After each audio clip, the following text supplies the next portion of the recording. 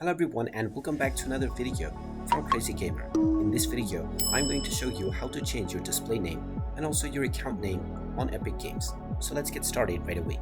First of all, open up the Epic Games launcher on your device. And if you haven't logged into your account already, proceed forward with your email address and password or your social media accounts. Once you are logged in, click on the account icon at the top right corner and then click on Account. You will then be taken into your account settings page within your web browser.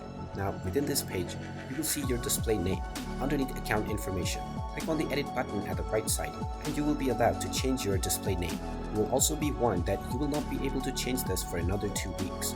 So make sure you choose your new display name carefully and click on I understand. I cannot change my display name for 2 weeks after this change.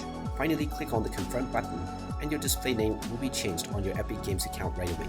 You can also edit your personal details by simply hovering over to your first and your last name section and making your desired edits. After making your edit, click on Save Changes and all of your changes will be saved right away. And there you have it. That is how easy it is to change your display name as well as your username on Epic Games. If you find this video helpful, make sure you hit that like button and subscribe to our channel if you haven't done so already. Also ring that notification bell to never miss another update from us.